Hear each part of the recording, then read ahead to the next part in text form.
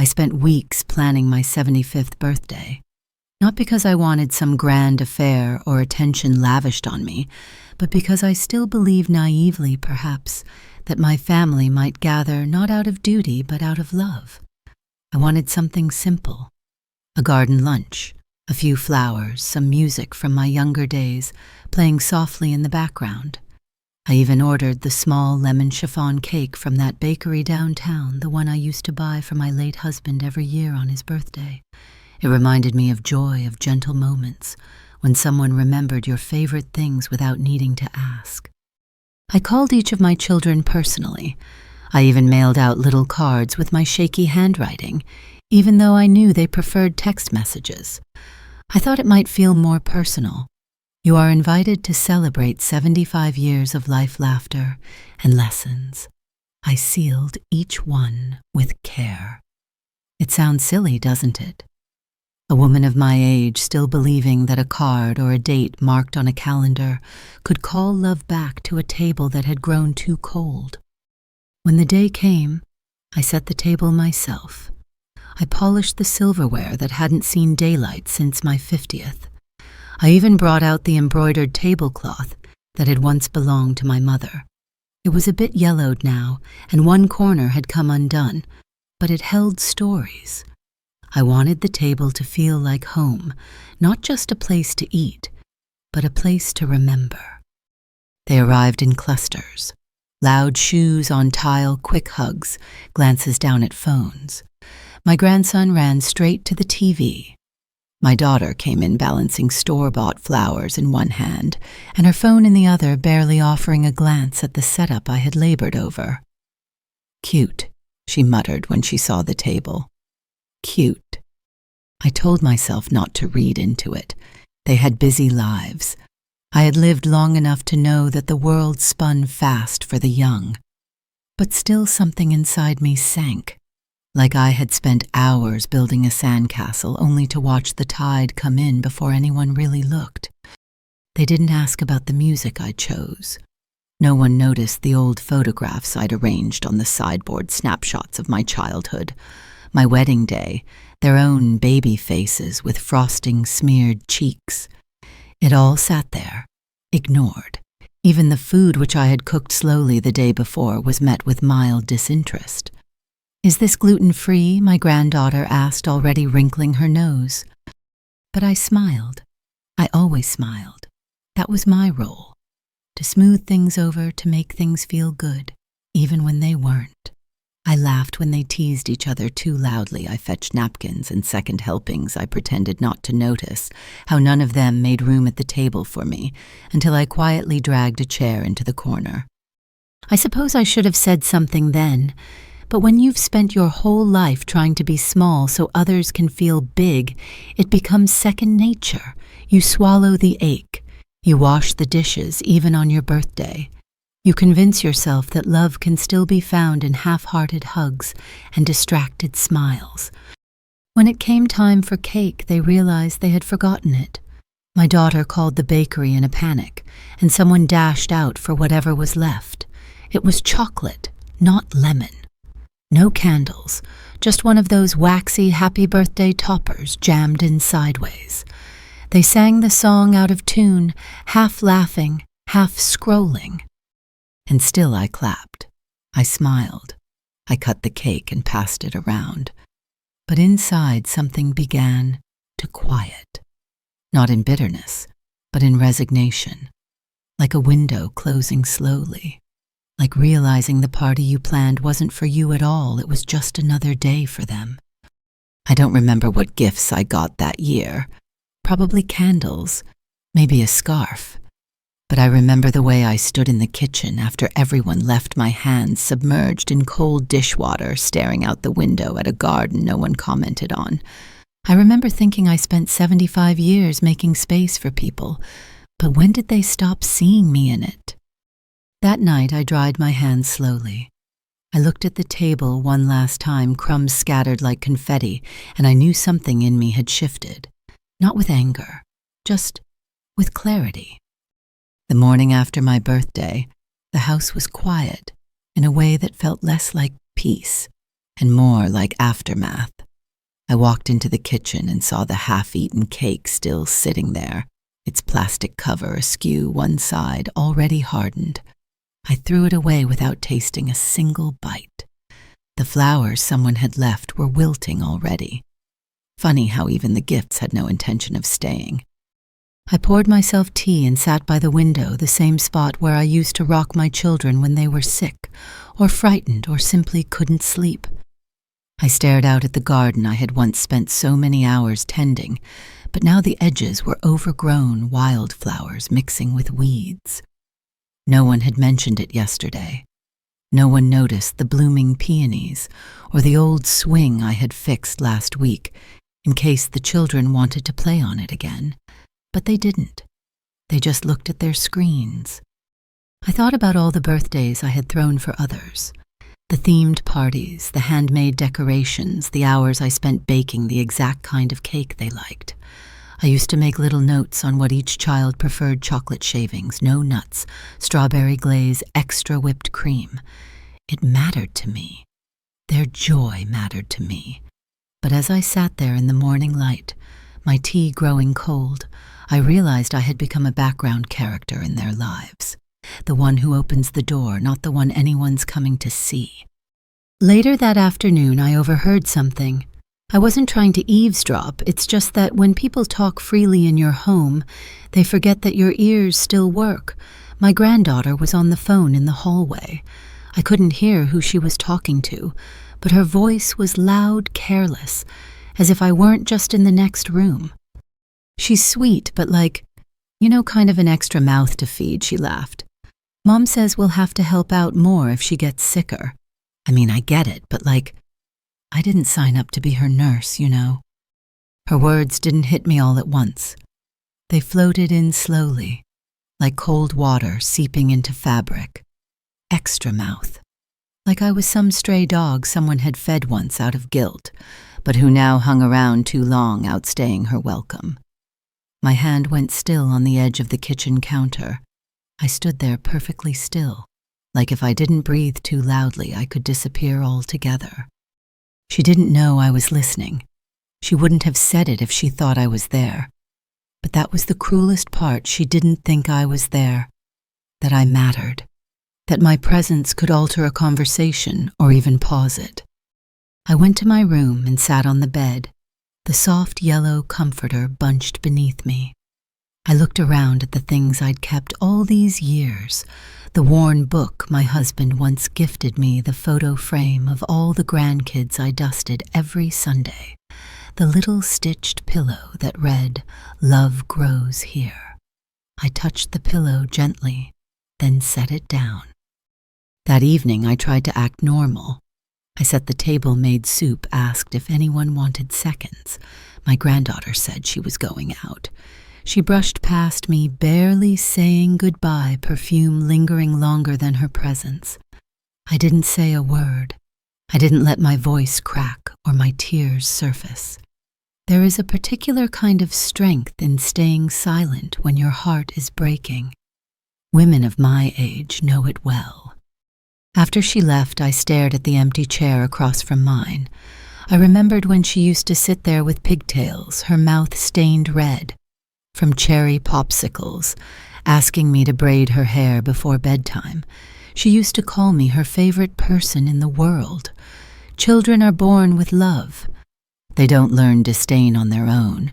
They're taught it by time, by bitterness passed from one hand to the next like a family heirloom. I went to the hall closet that night and pulled out an old box I hadn't touched in years. Inside were things I had tucked away, letters, old recipes, bits of cloth from dresses, long outgrown. At the very bottom I found something I hadn't thought about in a long while, a small metal key tied to a faded blue ribbon. I held it up, watched how the light caught the teeth of it. It was a spare key to the house. I had made it years ago, back when my granddaughter still dated that young man, the one who used to help me carry groceries, who once patched a broken fence without being asked, the one she left behind when she said he wasn't ambitious enough for her. But I remembered his gentleness, how he once waited for me in the rain to walk me to the bus stop after my checkup. The key was cold in my palm, but for the first time that day, I felt something else rise up in me. Not anger, not yet, just a quiet knowing, a whisper deep inside that said maybe the people who see you only as a burden were never really your home. The next morning came with the usual sounds: birds scratching in the eaves, a delivery truck somewhere in the distance, the hum of my refrigerator that always seemed louder when no one was talking. I sat at the kitchen table with a piece of toast I didn't want and tea that had long gone lukewarm. I was still holding the key in my pocket, my fingers curling around it every so often, like it might unlock more than just a door. It was barely past noon when the doorbell rang. I wasn't expecting anyone. Most days, people didn't come by unless they needed something. An old document, a signature, maybe a casserole dish they'd forgotten to return 6 months ago. But when I opened the door there, he stood, my granddaughter's ex. His hair was longer now, a little unkempt, but his eyes hadn't changed. Still soft, still searching. "I was in the area," he said, scratching the back of his neck. "I saw your porch light on yesterday. I don't know why, I just thought maybe I should stop in." He held a paper bag with handles stretched from weight. Inside, I later found cans of soup, a bag of oranges, a little bouquet of daisies wrapped in newspaper. Not grand gestures, just real ones. The kind you don't expect anymore, because you've been trained to believe they're outdated. I invited him in, unsure what else to do. It had been years since I'd seen him last. The breakup had been abrupt. My granddaughter called it growing up. She said he was too quiet, too safe, too ordinary. But ordinary, I was realizing more and more, was not the insult they made it out to be. There is comfort and kindness in quiet people who show up without needing to be begged. He sat across from me and we talked at first awkwardly about the weather, about how strange it was to see him again. But then the conversation deepened like old roots finding soil. He asked about my arthritis, about how I slept, about the garden, not out of obligation, not because he was fishing for favor, but because he remembered. I told him about the birthday, about how strange it had felt, how empty the celebration had been, even though the house was full. He didn't interrupt. He didn't offer solutions. He just listened, nodding at the right times, offering nothing but his quiet presence. And when I told him hesitantly, carefully, what I'd overheard my granddaughter say, I watched something shift in his face. Not shock exactly, more like sorrow, the kind you feel when something breaks that you once held dear. "She shouldn't have said that," he murmured. "You've always done more for her than anyone else. I remember." The thing about grief, especially, the grief of being forgotten while still alive, is that it's not always loud. Sometimes it's just sitting across from someone and realizing they still see you when the people who should don't even look up anymore. He helped me carry in groceries that afternoon, fixed the latch on the pantry door that had been sticking for months, swept the front porch without being asked. I offered him tea, and as we sat down, I noticed the way he took care with every movement, pushing in his chair, gently folding his napkin, asking before he touched anything that wasn't his. I couldn't remember the last time someone in my house had asked permission before reaching for something. He stayed for dinner, just a simple stew I'd started earlier with fresh bread I had made out of habit more than hunger. We sat at the table, and before we ate, he did something that stopped my breath. He folded his hands and quietly said, "Thank you." Not just to me, not performatively, just a genuine thank you to life, to the food, to the moment. I hadn't heard grace spoken aloud in this house for years. When he left that night, he stood on the porch for a moment, unsure. "I didn't mean to stay this long," he said. "I just didn't want you to feel alone." "I don't," I said. "Not tonight." He smiled small real and walked into the night.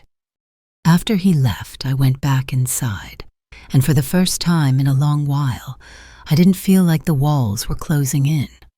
The house didn't feel quite so empty. And the key in my pocket. It didn't feel heavy anymore. It felt right. The next few days passed with a gentleness I hadn't felt in years. He stopped by again this time with a bag of apples and a small tin of honey. "Figured you might like these," he said, with a quiet shrug, placing them on the kitchen counter, as if it were the most natural thing in the world. And maybe it was. Maybe kindness should be natural, not something rare enough to draw suspicion. We sat on the back porch that afternoon, watching the light soften over the fence.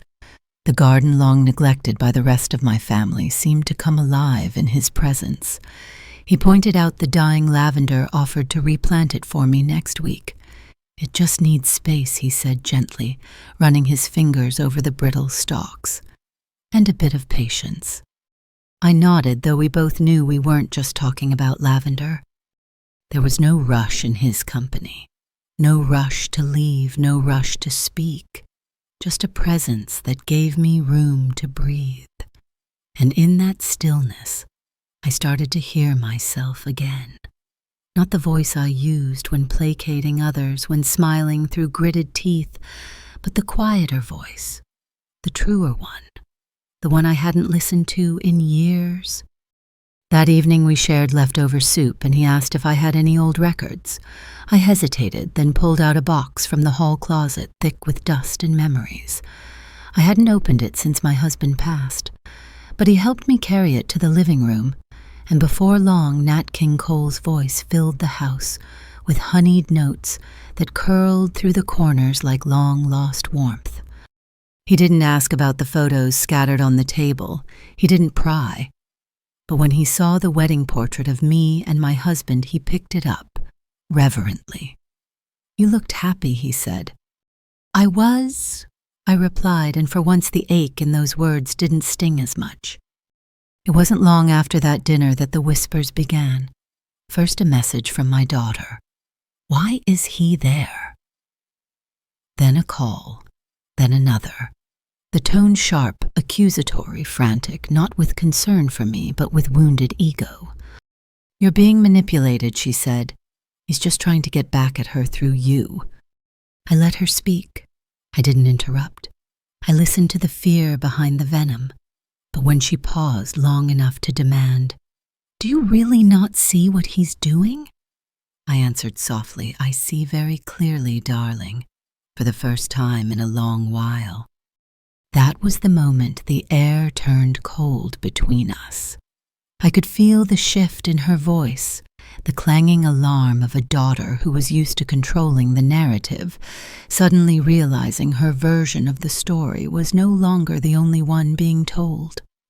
The next day, my granddaughter arrived unannounced. She didn't greet me.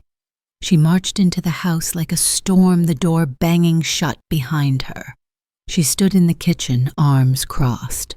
"Why is he here?" she snapped. "Did he tell you we broke up? Did he leave out how lazy he was? How unmotivated?" I met her eyes calmly.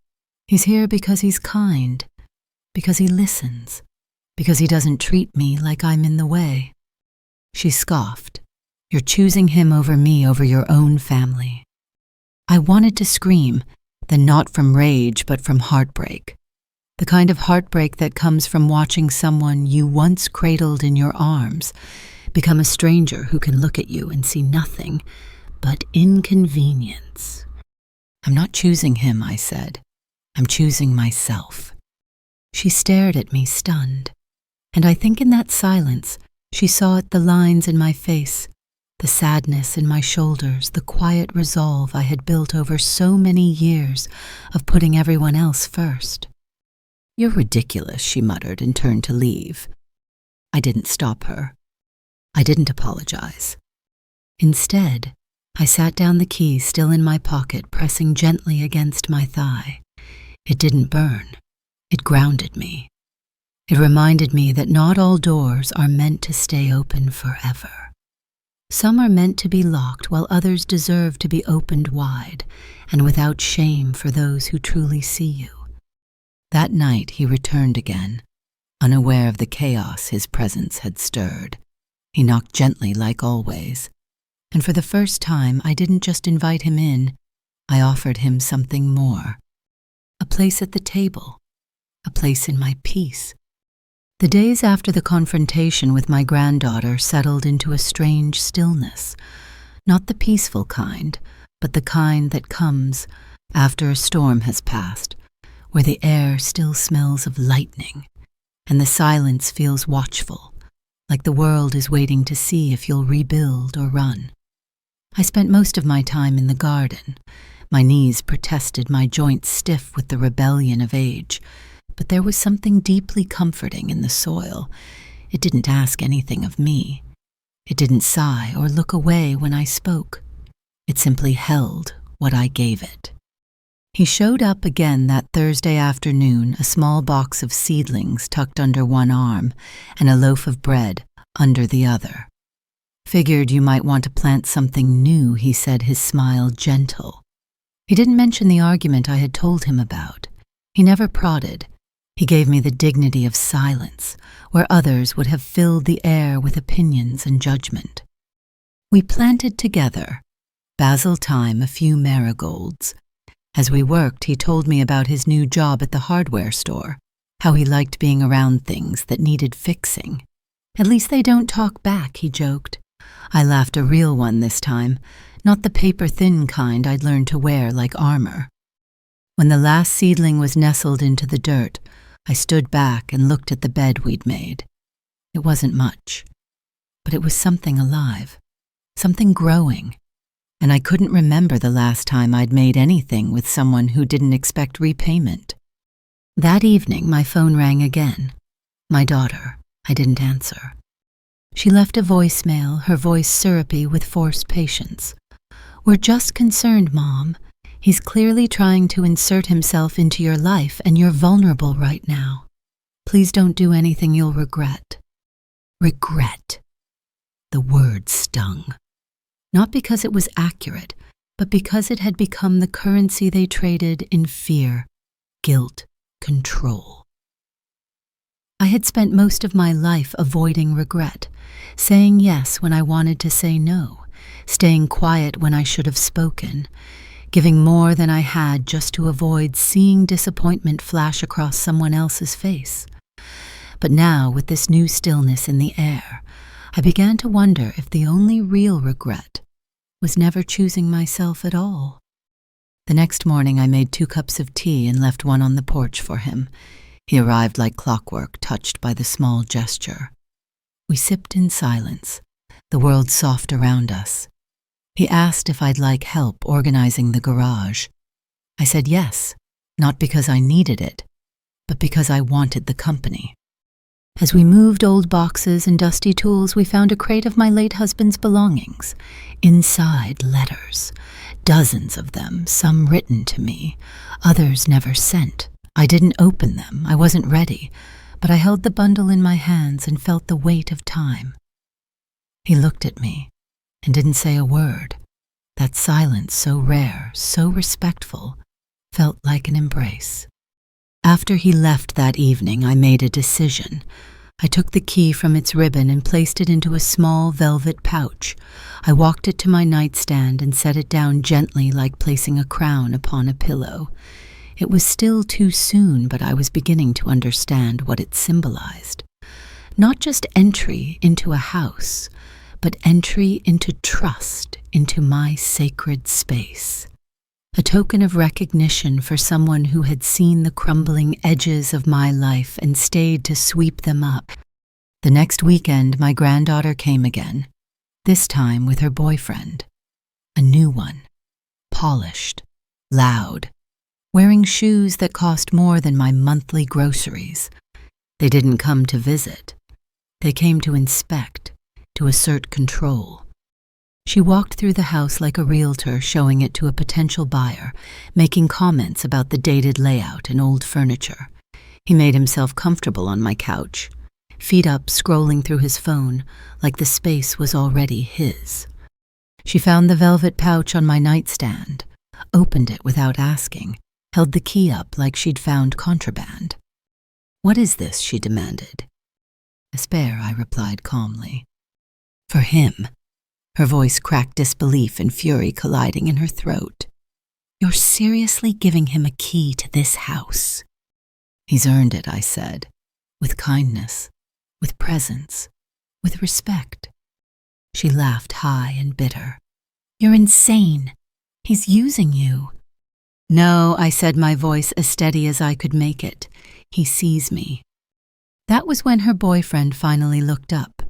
"Sounds like someone's got a little crush," he said with a smirk. I didn't flinch. I didn't rise. I looked him straight in the eye and said, "No, dear, it's not a crush.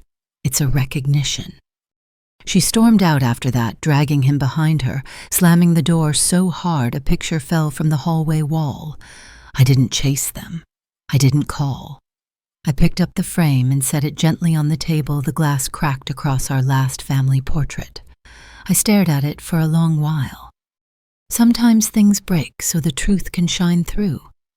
That night I didn't cry. Not like I used to, quietly into my pillow, afraid someone might hear and twist my grief into guilt.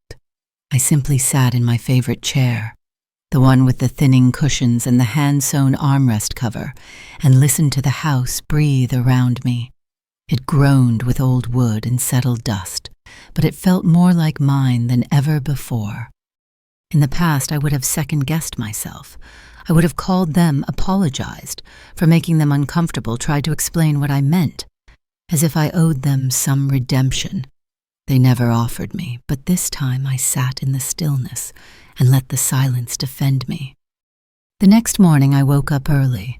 The sun hadn't yet fully crested the trees, and the light that filtered through the curtains was that quiet pearly blue that only appears for a moment before becoming day. I moved slowly, deliberately, made myself oatmeal, watered the marigolds, swept the porch not because it needed it, but because it felt good to care for something. Around mid-morning he came by again. I hadn't called him. He hadn't warned me. He just showed up with 2 coffees and a soft smile that didn't demand anything from me. "Rough day?" he asked, gently handing me the warm cup. I nodded. "They came yesterday." He didn't ask for details, didn't probe, just nodded with the kind of understanding that doesn't need stories, only presence. We spent the day in the garage sifting through more old boxes. In one of them, I found the quilt my mother had made me when I left for college, a patchwork of frayed denim old curtains and pieces of my childhood dresses. I had forgotten how colorful it once was. Faded now, yes, but still strong, still stitched with love that hadn't unraveled. He helped me fold it carefully, reverently. "It's beautiful," he said. I think I forgot that I whispered. Sometimes you get so used to something being part of the background you stop seeing it for what it is. He nodded, and I could tell he knew I wasn't talking about the quilt. Later that afternoon, we took a walk around the neighborhood. I hadn't done that in months. My legs weren't what they used to be, but with his steady pace beside me, I didn't feel slow. I felt safe, like I could take my time and still be held in step. As we passed one of the newer houses, with the too perfect lawn and the soulless hedges, he chuckled. "Remember when houses used to have character?" I smiled. "Now it's all matching shutters and HOA rules." "And no one waves anymore," he said. "Everyone's too busy pretending their lives are perfect." I thought of my granddaughter then, of her carefully curated online profiles, the selfies, the filters, the captions that sounded nothing like the girl I used to rock to sleep. And I thought of how furious she'd been when I gave that key, not because I was in danger, but because she no longer controlled the story. That night after he left, I sat on the porch with a blanket over my knees and the stars overhead. I listened to the wind move through the jasmine and thought about what legacy really meant. It wasn't the house or the things inside it. It wasn't even the bloodlines or family trees. Legacy, I realized, was kindness left behind in another person. It was teaching someone how to feel safe without asking. It was presence. It was care. I thought about the key, not the metal of it, but the message it carried. That someone outside of the family, someone uninvited by birth, had managed to become more family than the ones who wore the title. The phone rang again. I didn't pick it up. I knew what it would be. More concern wrapped in condescension, more attempts to protect me from myself. But I was not confused. I was not unraveling. I was rebuilding. In the days that followed, I started rearranging the house, not the furniture, but the energy. I took down the photos that no longer brought me joy and replaced them with images that did. I opened the guest room again. I cleared the pantry of foods I only kept for others. I even pulled out a dusty easel from the attic and set it up near the window. I hadn't painted since my husband died. But one morning, with the sun pouring in and music playing low in the background, I picked up a brush. My hands were stiff, unsteady, but the color bloomed anyway. That's how it is with healing, I think. It comes slowly, sometimes crookedly, but it comes. And he was still there day after day, never asking for more, never stepping beyond what I offered. Just watering the plants, helping fix things, sharing meals in easy silence. He never mentioned the key, never alluded to it. He didn't need to. The act had already spoken. I had offered him something sacred, and he had responded not with entitlement, but with grace. I had expected the silence to feel heavy like abandonment, but instead it became a kind of balm. No more phone calls filled with clipped concern. No more side comments dressed as advice. Just quiet. And in that quiet, I found something I hadn't realized. I'd lost myself. The days began to take on their own rhythm, a rhythm that wasn't dictated by anyone else's schedules or moods or needs. I would wake up early, sit with my tea, and let the breeze through the kitchen curtain touch my skin before I spoke a single word aloud. There was something holy in that, the waiting, the stillness, the fact that I wasn't scrambling to serve anyone before I had even breathed for myself. He continued to come by, always with some small offering, a tin of cookies from the corner bakery, a set of wind chimes he thought would suit the porch, a dog-eared book he said reminded him of how I talk. It was never grand, but it was always thoughtful. And more importantly, it was never for show. One day he arrived with nothing in his hands and simply said, "Would it be all right if I sat with you today?" I smiled. "Of course. You always have a place here." We didn't talk much that afternoon. He brought out a folding chair, and we sat side by side watching bees float through the lavender and the clouds shift above the neighbor's roof. I don't think most people understand the kind of healing that lives in silence. Not the tense kind, not the one you fill with questions or stammering, but the kind that just lets you exist. I didn't have to explain myself. I didn't have to justify why I was tired or slow or why I sometimes trailed off mid-thought. He simply let me be. Later that week, I finally opened one of the letters from my husband's box. The paper had yellowed, and the handwriting had faded to a soft gray. But his voice leapt out at me, tender, familiar, impossibly alive. If you're reading this, it means I'm not there to tell you these things anymore. But I need you to know you made everything brighter, even the dull years, especially the hard ones. You gave me more love than I ever deserved. Promise me you'll give some of that to yourself when I'm gone. I read that last line over and over. Promise me you'll give some of that to yourself. I had spent decades pouring myself out for others, and here was the man I had given everything to asking me, begging me to save a little love for the woman I used to be. I I wept, not out of sadness, but out of recognition. That deep seismic shift, when the heart remembers something it's tried too long to forget. That evening I told him the one who had become my companion in this strange late chapter of life about the letter. He listened without interruption, his eyes soft with a knowing I couldn't quite name. "You deserve that love," he said quietly. "You always have." I believed him. Not because I hadn't heard those words before I had, but because this time they weren't followed by conditions or expectations or a to-do list. He wasn't trying to fix me. He was simply witnessing me. My daughter came by again the next day. No warning, no knock, just the sharp clack of her heels against the tile and that familiar storm in her expression. "You've been avoiding my calls," she snapped. "I've been busy," I replied, setting down the teacup with slow precision. She paced the living room like a prosecutor gathering evidence. "You're letting him take advantage of you. Everyone's talking. They think you've lost it, Mom." I met her gaze, calm, still. Let them talk. She stared at me like I'd grown another head. "You used to care what people thought." I used to care too much. I didn't say it with venom. I said it like a fact, like a weight I'd finally learned how to name before setting it down. She threw up her hands. "He's just your handyman now, your pet. What you going to put him in the will next?" I didn't flinch. I didn't rise. I simply said, "He has a key. That's enough for now." Her mouth hung open in disbelief, but there was no fury behind her eyes anymore.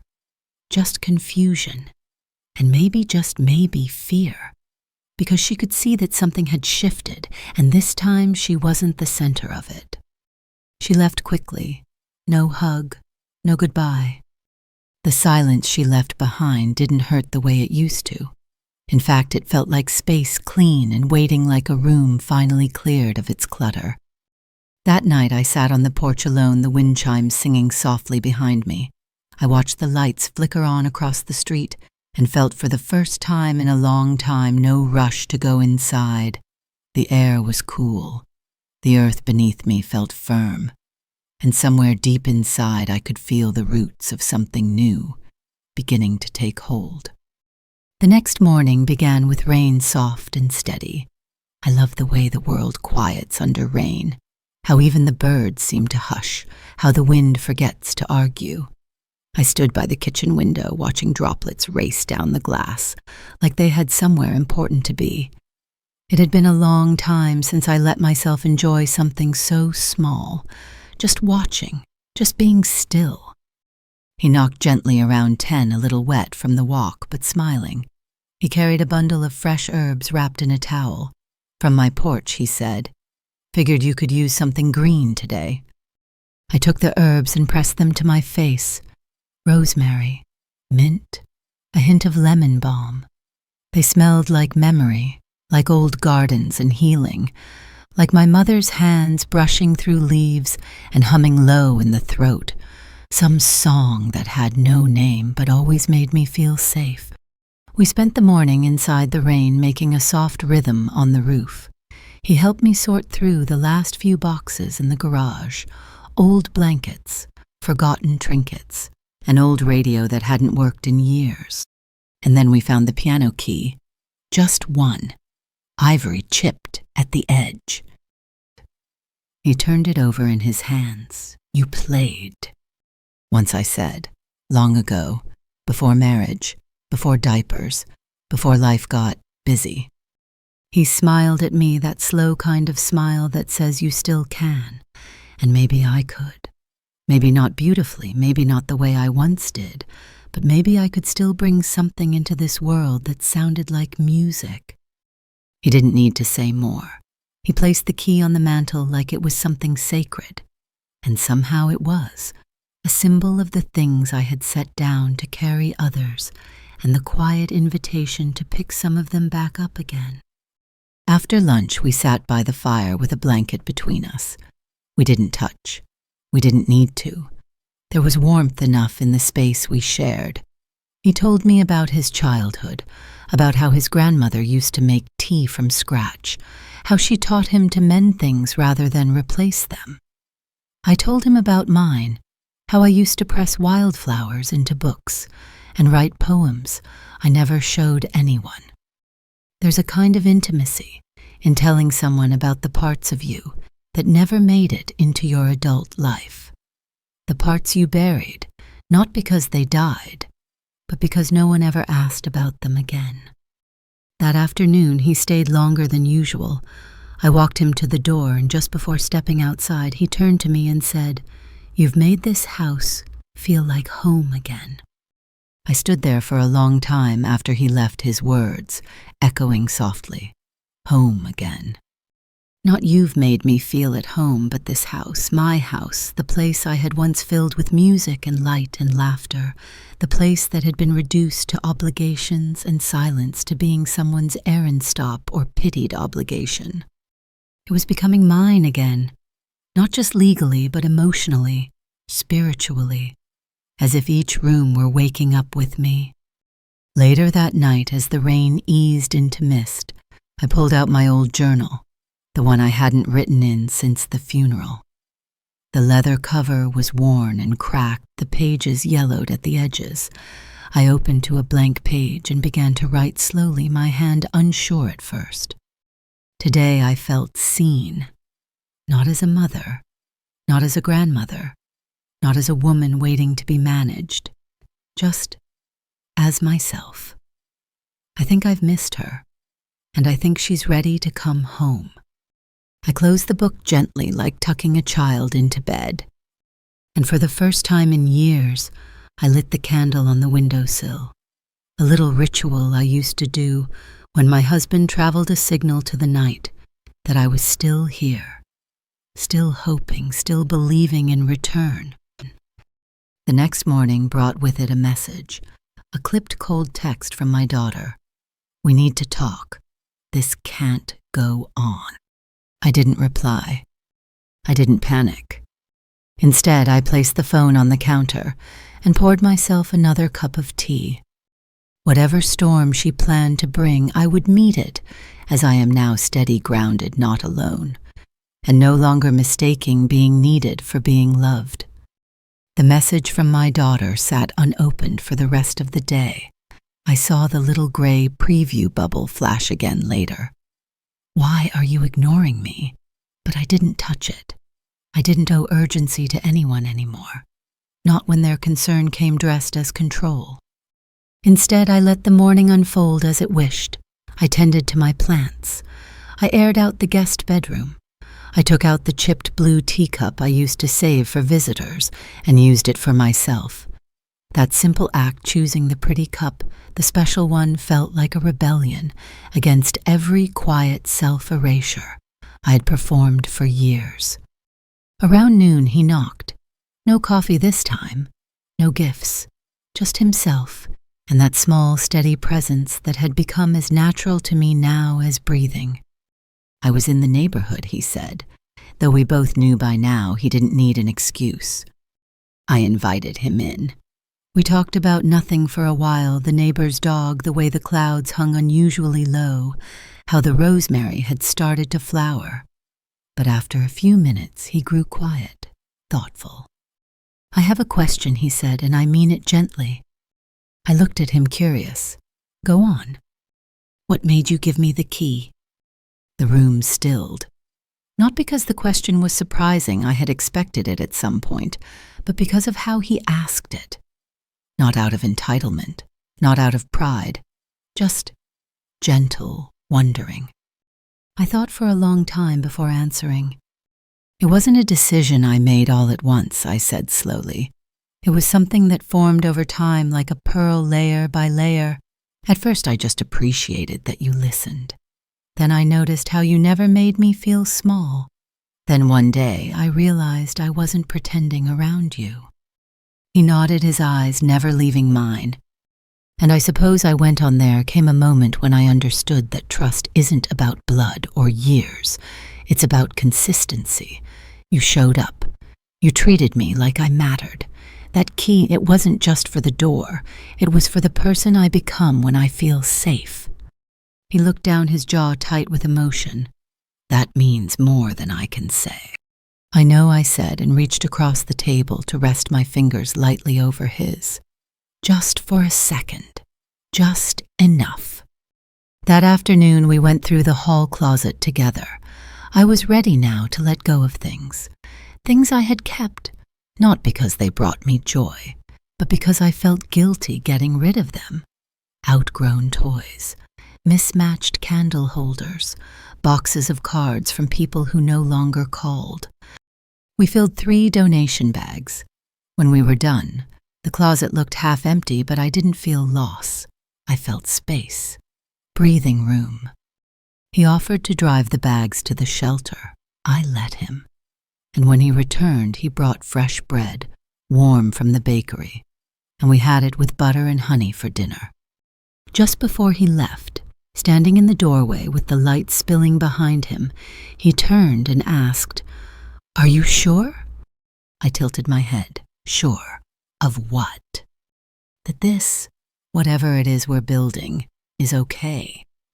I smiled deeply. It's more than okay. It's honest. And that's something I haven't had in a long time. He nodded once, then left quietly. I watched him go, the key I'd given him already, a quiet promise resting in his pocket.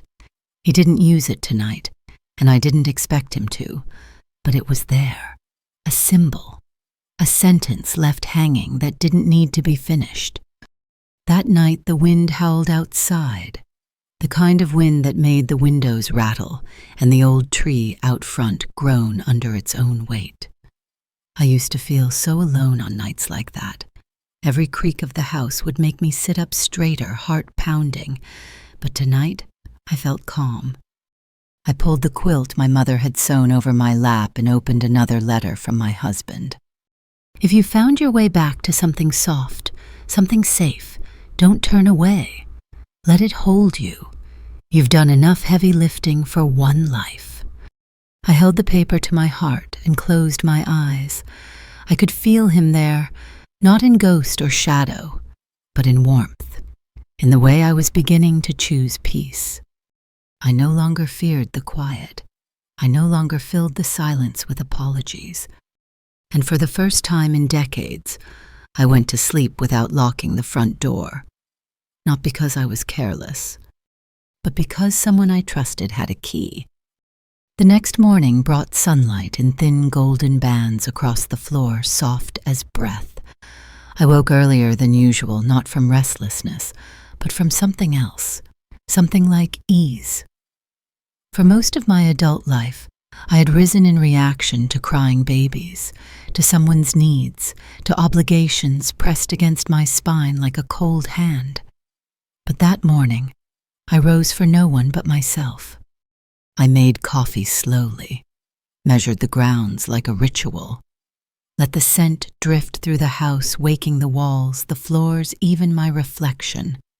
I passed the hallway mirror and paused, really paused and looked, not to fix anything, not to judge, just to witness.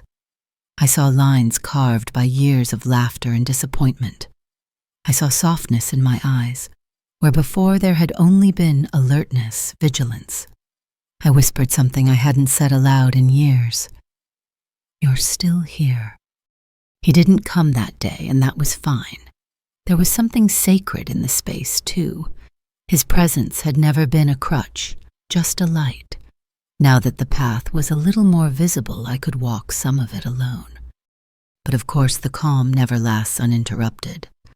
My daughter returned, this time not in a storm, but in ice. Controlled, polished, and armed with a clipboard. She rang the doorbell like it was a courtroom summons. When I opened the door, her expression didn't soften.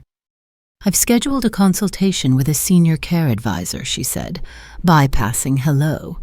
We're going to talk about options. Options, I asked, my voice a low hum.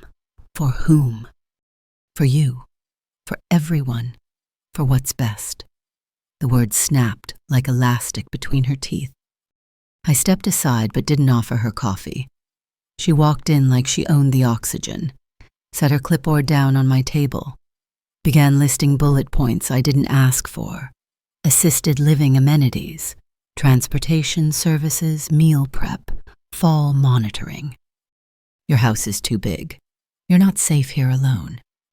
I looked at her, really looked, and saw the fear beneath the veneer. She didn't want me gone. She wanted me managed, tucked away, predictable, contained. I'm not alone, I said simply. She scoffed. You think that boy's going to stay? You think he actually cares about you? I don't think I said I know.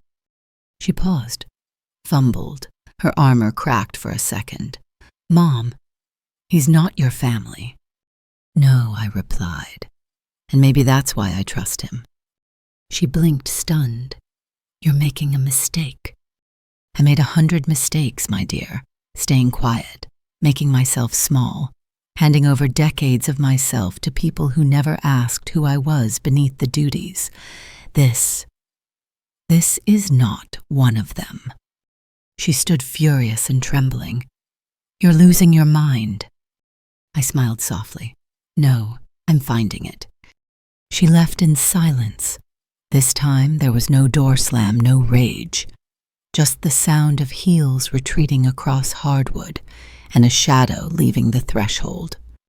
I closed the door gently, locked it not out of fear, but out of choice. I had boundaries now, not barriers, and I would open them only to those who knocked with kindness. That night he returned. I didn't tell him what happened. He didn't ask, but he noticed something had shifted. We sat on the porch sharing slices of the cake I'd made that morning, lemon the flavor no one had brought for my birthday, the one I baked for myself this time. He took a bite, nodded approvingly. This is the best thing I've tasted in years. Good, I said. I made it for someone who would actually enjoy it. We watched the sun dip low, watched the sky, blush and breathe. I told him about a dream I had, that I was running through a meadow, barefoot, laughing, and there was no one chasing me, no one calling me back, just the wind and my own joy. I hope that dream finds you again, he said. I think it already has, I replied. Before he left that night, I handed him something else, not an object, but a promise. I told him, you are always welcome here, not just because of what you've done, but because of who you are. He looked down, then up, and in that moment, I saw the part of him that had also been invisible to too many. We weren't just two people crossing paths. We were two people learning how to be seen. And that's when I realized giving him the key had never been about defiance. It was about dignity, about giving myself permission to choose softness again, to allow connection without fear, to believe even at 75 that new beginnings weren't just possible, they were sacred. That night after he left, I didn't go straight to bed. Instead, I wandered the house in the dark, letting my fingers brush against the walls, like I was relearning the shape of my own home. It felt different now, not because anything had changed structurally, but because I had changed within it. The house no longer echoed with absence. It pulsed with presence, mine. I stopped at the photo shelf in the hallway. For years it had been a shrine to family birthdays, graduations, carefully posed moments where everyone smiled just enough for the flash. But when I looked at those images now, I saw something else, a slow vanishing. My place in those pictures had shifted with each frame, from the center to the side, from holding babies to standing behind them, from warm hands to empty ones. So I did something I never thought I'd do. I took some of the photos down, not out of anger, not out of revenge, but out of self-respect. I left a few up, the ones that still made me feel something real, but I filled the spaces with new things, a pressed flower from the garden, a sketch I found in the back of my journal, a photo of the first cake I baked just for myself. These were still memories, just mine. The next morning I woke to another knock, but it wasn't him. It was my granddaughter. She stood there in leggings and a sweatshirt, eyes red-rimmed hair pulled into a messy knot. No makeup, no performance, just her, small and nervous and very much alone. "Can I come in?" she asked softly. I stepped back and let her. We sat at the kitchen table, the same one where I had listened to her call me an extra mouth to feed just weeks earlier. For a long time we didn't speak. She looked at her hands, her chipped nails, the ring she always twisted when she was upset as a child. Then finally I was awful to you. I didn't reply. I don't know why I said those things. I think maybe I was just repeating things I'd heard. I thought I was being honest, but I was cruel. Still, I stayed quiet. "Mom told me you gave the key to him." At that, I looked up. She met my gaze. I got so mad when I heard she said, "I thought it meant you didn't love us anymore, that you were punishing us." "I wasn't," I said, but I was done begging to be loved properly. She flinched a little. Tears welled, but she didn't look away. "I don't know how to fix it," she whispered. "I don't know what to say." "You don't need to say anything," I replied gently, "but you do need to mean it, and you need to do more than just show up when you want to be forgiven." She nodded slowly. "I've spent so long making sure everyone was fed," I continued, "but no one noticed I hadn't eaten." "I noticed," she said. "I just didn't know how to help." "Sometimes help looks like a chair pulled out," I said. "Sometimes it's listening without rolling your eyes. Sometimes it's just showing up without making me feel like I'm in the way." She reached across the table then. Her hand was shaking. "I'm sorry," she said, "not just for what I said, but for forgetting who you are." I covered her hand with mine. "Don't forget again." "I won't," she promised. "I want to come back, if you'll have me." "I'm not turning anyone away," I said softly, "but I won't shrink anymore. You'll have to meet me at my full height." She smiled through the tears. "Okay." She didn't stay long, but when she left, she hugged me, not the quick, obligatory kind, but the kind that lingers, the kind that holds. After she left, I sat in the garden. The marigolds were in full bloom.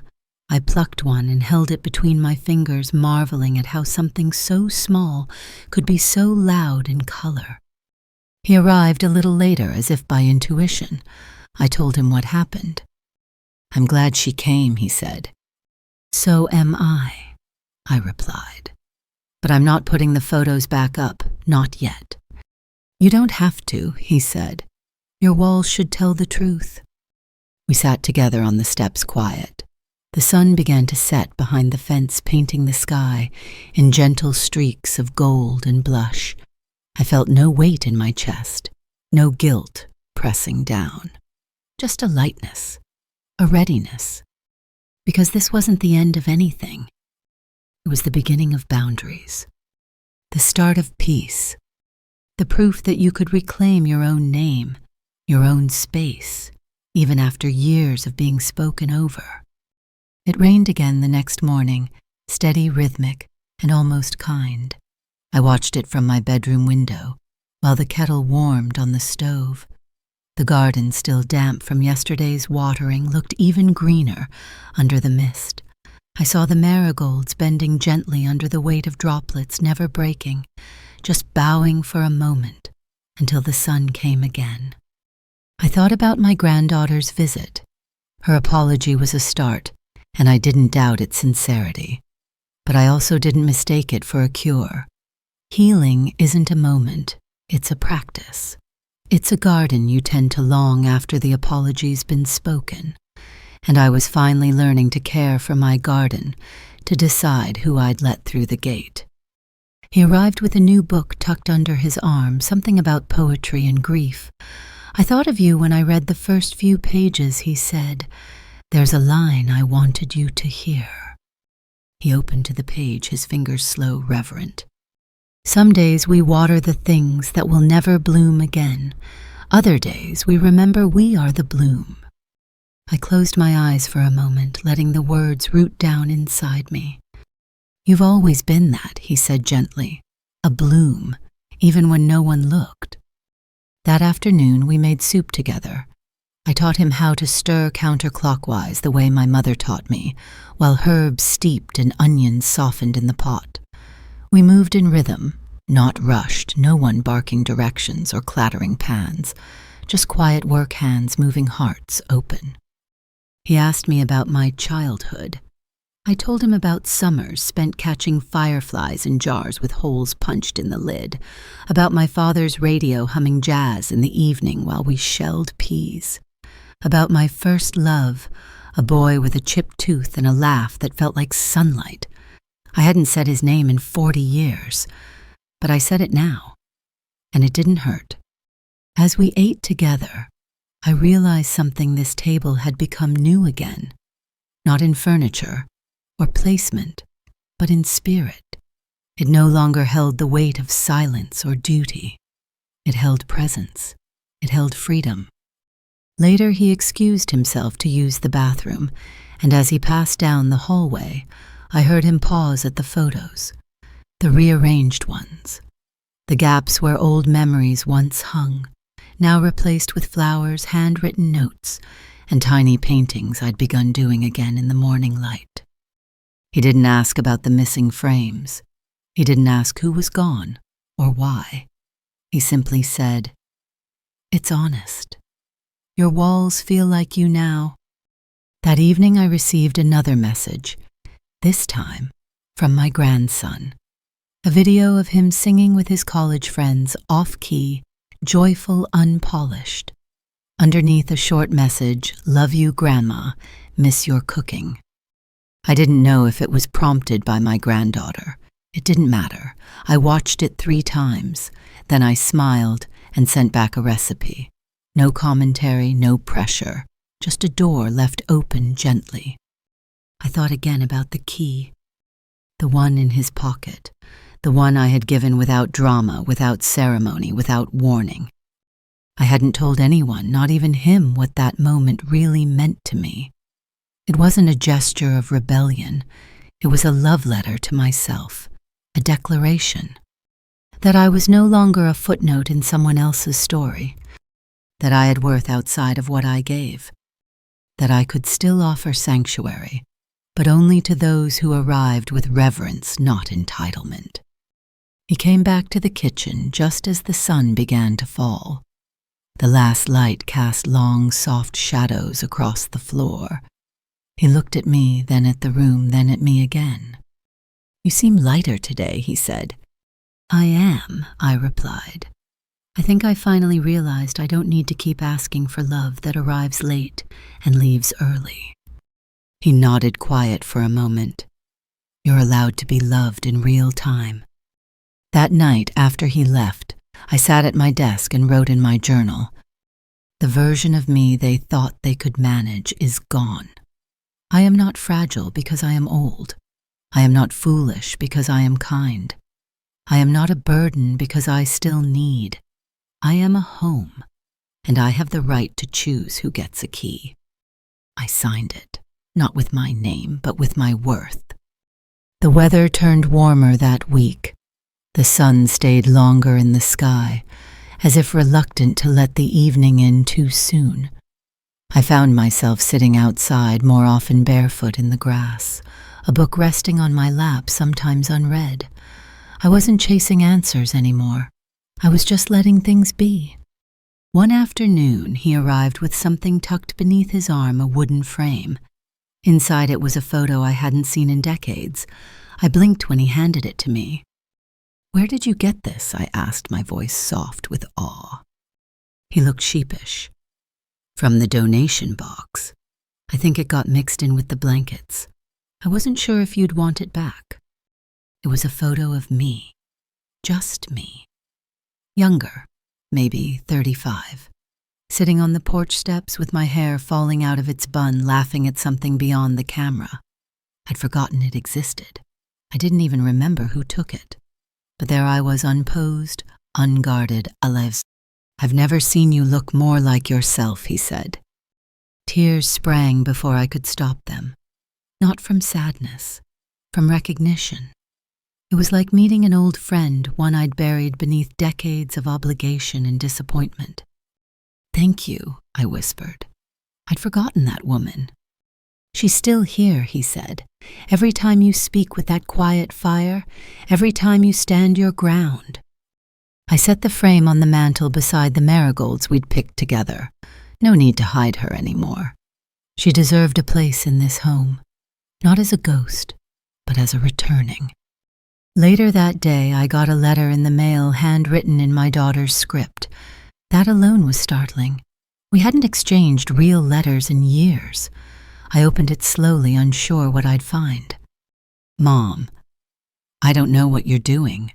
I don't know if I understand it, but I can feel something's changed. And maybe I've been afraid of it because I've always needed you to be what I expected, not who you really are.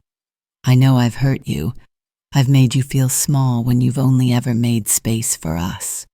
I don't know how to fix that, but I hope you'll let me try. Love, your daughter." I read it 3 times, then folded it gently and placed it in my journal right next to the page where I'd written, "I am not a burden because I still need." The next morning I called her. Not to discuss everything, not to dig into old wounds, just to say I got your letter. And when she whispered, "Is it too late?" I said, "It's only too late when no one's willing to grow." She cried then, quietly. Not the kind of crying that demands to be rescued, but the kind that hopes to be received. That night he came for dinner again. I told him about the letter, the call, the slow thaw. "Are you scared?" he asked. "A little," I said honestly, "but mostly I feel whole, like someone's stitching me back together from the inside out." He smiled. "You're doing the stitching." We ate by candlelight not because it was romantic or fancy, but because the power had flickered out for a moment, and we didn't mind. The flickering light cast soft shadows on the walls, and in that glow the house felt older and newer, all at once, like a place that had been reborn in quiet ways no one would notice but me. Before he left, he stood in the doorway a little longer than usual. "You know," he said, "you're the reason I stayed in town." I blinked. "What do you mean?" "I was planning to move, get a job in the city, start over. But then I knocked on your door, and something told me don't leave yet. There's something sacred here." I didn't know what to say, so I didn't. I just reached for his hand and squeezed it gently. After he left, I stood at the threshold for a while, listening to the night.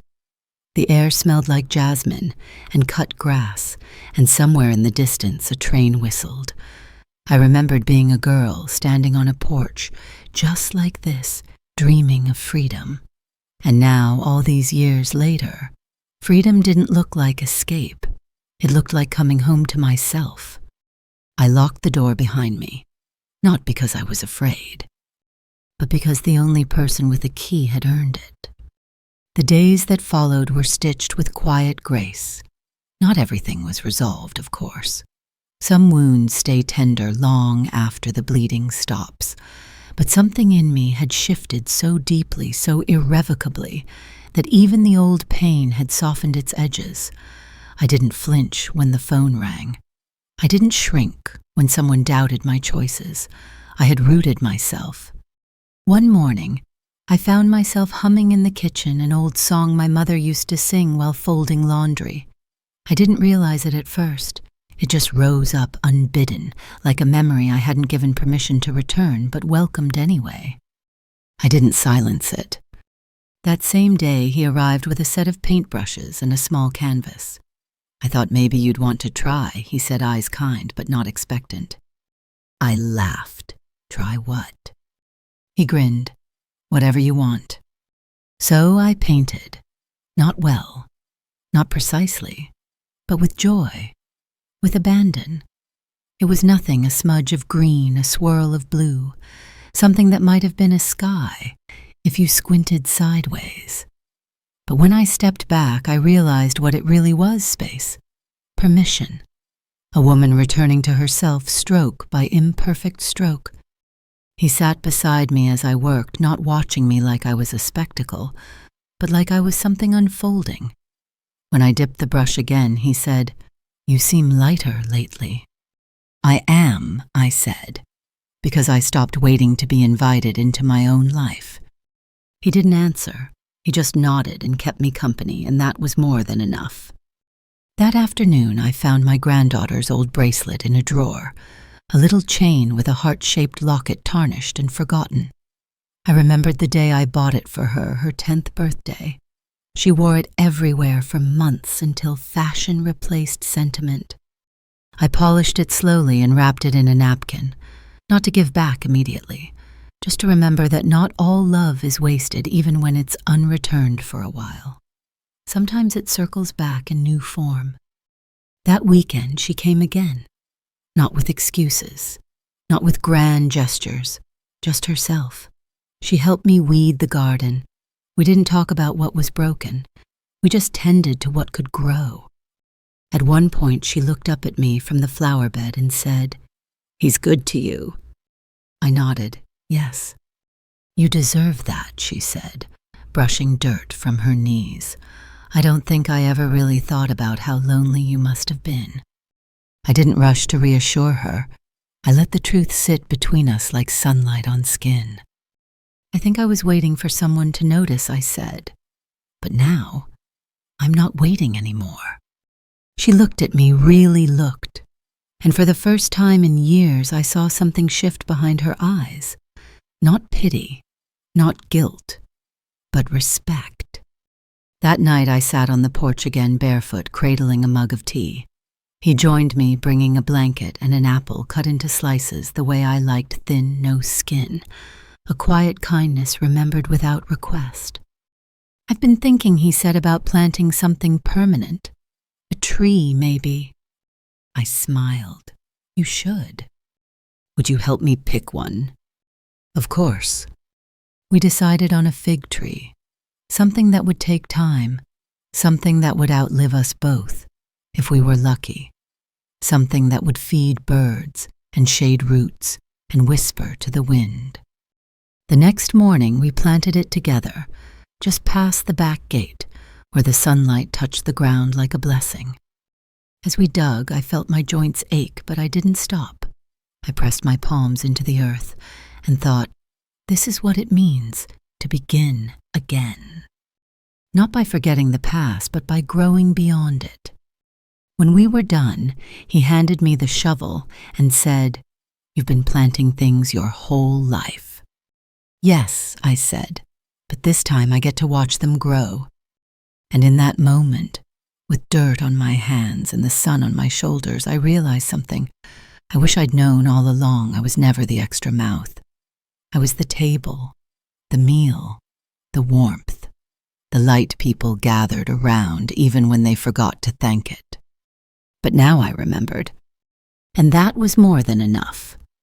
The fig tree stood slender and uncertain at first, its roots freshly tucked into the soil, its leaves shivering at the slightest breeze. But even in its youth, it held promise. I touched its trunk every morning, whispered to it, the way I once did to babies, asleep in my arms, not out of superstition, out of respect. New life deserves to be spoken to gently. That week, the house stayed quiet, not the heavy silence that used to sit on my shoulders, but a clean, open quiet, the kind that made space for breath, for noticing, the kind that reminded me nothing needed to be fixed right this moment. Peace didn't arrive like a knock at the door. It was already here, in the way the afternoon light fell across the floorboards or in the sound of wind slipping between the blinds. I got another letter, this time from my daughter's husband, a terse paragraph scribbled on the back of a receipt, no return address. It read, "If you're giving him the house, don't expect us to take care of you later." I read it once, then folded it neatly and dropped it into the fireplace.